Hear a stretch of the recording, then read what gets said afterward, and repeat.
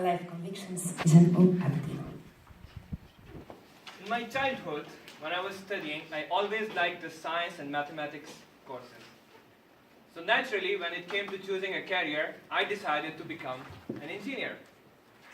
I was lucky enough to get admission in one of the top universities of my country and was also lucky that my parents could afford it. I studied there for 4 years, computer engineering, and at the end of my studies, I wanted to join a software company and work as a software engineer. I gave interviews and I was so good that I got 2 offers before I even graduated. But I had many friends who were studying in my class, who were also giving interviews to software companies.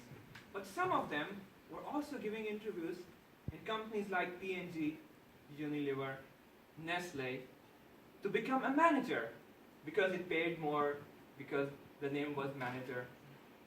And I used to say to them, I used to make fun of them. You studied 4 years computer engineer to become a manager?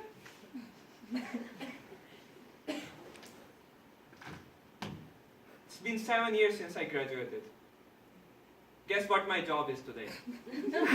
I'm a manager. Sometimes in life we have these life convictions which we really believe and think that this is the thing I would never do.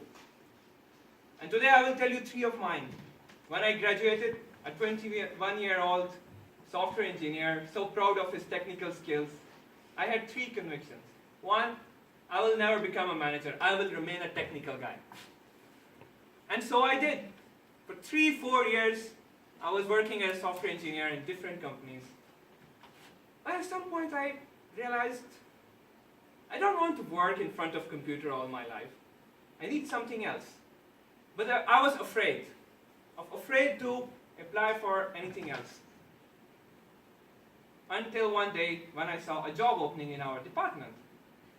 They needed a guy who would be a product manager with some technical expertise. And I thought, this job fits me. But I had so much doubt in my heart, if I can really do it. Will they really select me if I apply? What if they select me and I have no idea what I'm doing and I get fired? It took me 3-4 weeks of talking with my friends and with my mentors. Finally I applied and I got the job. It's almost 2.5 years since then, and I can easily say that that was the best career decision that I have made so far. Second conviction. Have you ever seen a guy deeply in love with a girl, so obsessed with her that every emotion that he feels is because of that girl? If she gives him attention, he is so happy and full of energy and enjoying his life. If she rejects him for a while and he's so sad, depressive, doesn't want to talk to anyone, just sitting there. I had many friends like that, and I used to make fun of them. How can you fall in love with a girl? How can you behave like this? Just for a girl you ruin your life? Just a girl! You will be fine. And I thought to myself, I will never behave like that.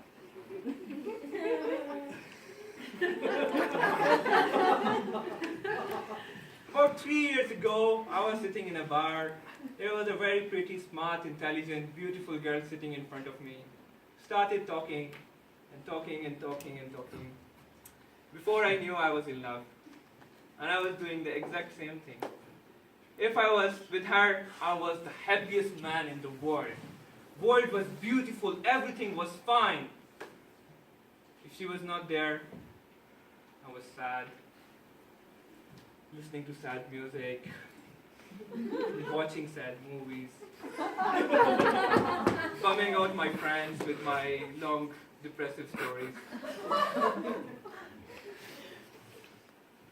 But why did I feel like that? Why I didn't want to be like, fall in love? I'll tell you later. The third life conviction. I thought public speaking is total bullshit. People come on stage, talk and talk and talk and no action. What does talking has ever achieved? And I thought to myself, I will be the guy who actually does things instead of talking.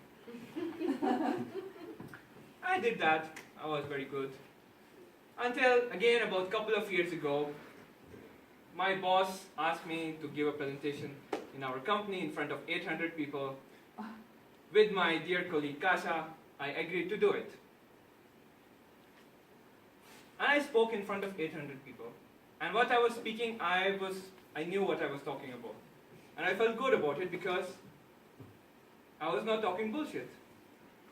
And the feedback I received was that I was very good and people were impressed and they actually learned something. And I thought to myself, oh my God, so this is what public speaking feels like if you do it right. And that was the moment I realized that this is something I want to do. And I joined, of course, Toastmasters, and if you would talk to any person from my club, they would tell you, I cannot shut up right now. I'm stage addicted, speaking every week, not giving anyone a chance to speak. Now, what is common in these three convictions? I was thinking back and I was trying to connect them. For me, I think that there was a sense of fear and insecurity behind those life convictions. I didn't want to be a manager because I never thought I would be good at it. I didn't want to fall in love because I didn't want to feel that vulnerable. I didn't want to do public speaking because I was deeply afraid of failing in front of so many people.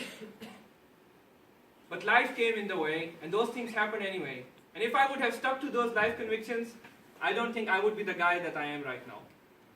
But instead, I chose to face those challenges and go with the flow and see how it goes.